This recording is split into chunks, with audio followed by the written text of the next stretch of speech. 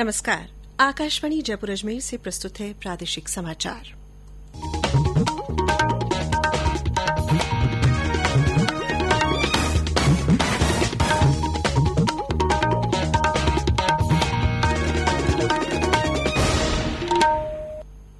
समाचारों के साथ मैं सलेहा गाजी।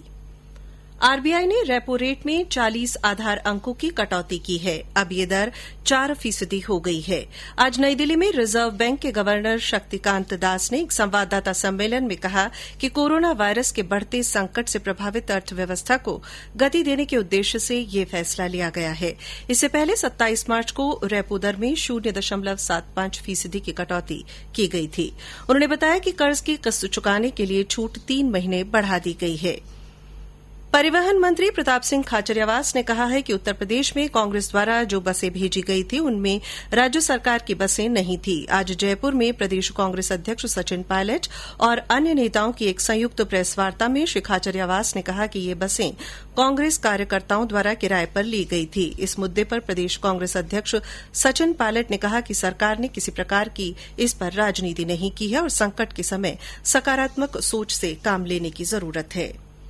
वंदे भारत मिशन के तहत आज एक विशेष उड़ान करीब 150 प्रवासियों को लेकर दोपहर 1:30 बजे जयपुर पहुंचेगी। इसके लिए एयरपोर्ट पर सभी तैयारियां पूरी कर ली गई हैं। इन सभी प्रवासियों को स्क्रीनिंग के बाद 14 दिन के लिए संस्थागत क्वारंटाइन में भेजा जाएगा। उद्योग विभाग के अपर मुख्य सचिव डॉ सुबोध अग्रवाल ने बताया कि 1 जून तक 14 उड़ानों में करीब 2000 प्रवासी जयपुर पहुंचेंगे।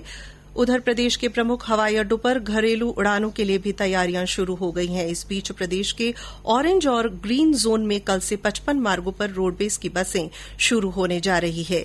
इसके लिए ऑनलाइन रिजर्वेशन करवाया जा सकता है। जयपुर के सिंधी कैंप बस स्टैंड से केवल श्रमिक स्पेशल बसें ही चलेगी। यहां से आम बसें रवाना नहीं होगी। उधर उत्तर पश्चिम रेलवे द्वारा 1 जून से 10 विशेष रेलगाड़ियों की सेवा शुरू की जा रही है।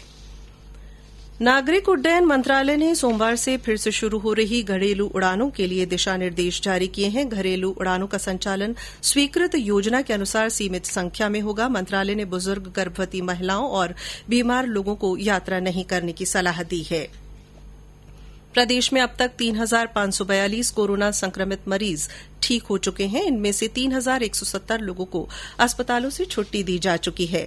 स्वास्थ्य विभाग के अतिरिक्त मुख्य सचिव रोहित कुमार सिंह ने बताया कि आज सुबह प्रदेश भर में 54 नए मामले सामने आए हैं। इनमें कोटा से 17, डूंगरपुर में 14, जयपुर में 13, झुंझुनू में 6, अजमेर में 2 और बीकानेर और दौसा में एक व्यक्ति में कोरोना के संक्रमण की पुष्टि हुई है। इसके साथ ही प्रदेश में अब कोरोना संक्रमितों की संख्या बढ़कर 6281 हो गई है। इनमें से 1159 प्रवासी भी शामिल हैं। श्री सिंह ने बताया कि आज पाली में एक संक्रमित मरीज की मौत होने के साथ प्रदेश में अब तक इस बीमारी से 152 लोगों की मृत्यु हो चुकी है।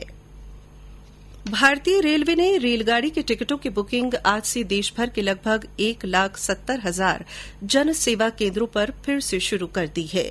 रेल मंत्री पीयूष गोयल ने कहा कि दूरदराज के क्षेत्रों में रहने वाले ऐसे लोग भी इस सुविधा का लाभ उठा सकते हैं जहां कंप्यूटर और इंटरनेट की सुविधा कम उपलब्ध है या बिल्कुल नहीं है। प्रधानमंत्री नरेंद्र मोदी इस महीने की 31 तारीख को आकाशवाणी से मन की बात कार्यक्रम में देशवासियों से रूबरू होंगे। प्रधानमंत्री ने लोगों से इस कार्यक्रम के लिए सुझाव मांगे हैं। केंद्रीय सूचना और प्रसारण मंत्री प्रकाश जावड़ेकर आज शाम 7 बजे सामुदायिक रेडियो के जरिए देशवासियों से बातचीत करेंगे। ये बातचीत देशभर के सभी सामुदायिक रेडियो स्टेशनों पर एक साथ प्रसारित की जाएगी। केंद्र सरकार की ओर से आत्मनिर्भर भारत अभियान के तहत सहकारिता के क्षेत्र के लोगों के लिए 30,000 करोड़ रुपए के राहत का पैकेज दिए जाने की इन्होंने सराहना की है। करौली जिले के सहकारी समिति के रजिस्ट्रार सुरेंद्र कुमार शर्मा ने बताया कि इससे सहकारी समितियों में आधारभूत सुविधाएं विकसित करने में मदद मिलेगी। भारत सरकार द्वारा जो 30,000 करोड़ रुपए का सहकारी कृषकों के कल्याण हेतु घोषणा की गई है, उसमें किसानों हेतु फसलोत्तर प्रबंधन के लिए सहकारी समितियों में आधारभूत संरचनाएं विकसित करने हेतु सहयोग किया जाएगा, जिससे सहकारी समितियां प्रोसेसिंग इकाइयां लगा सकती हैं स्थानीय फसल के उत्पादन को देखते हुए, जिससे कि किसानों को उनकी फसल का और अधिक मूल्य प्राप्त हो सके। इसी के साथ प्रादेशिक समाचार बुलेटिन समाप्त हुआ। हमारा अगला बुलेटिन राजस्थानी में दोपहर 3 बजे प्रसारित होगा।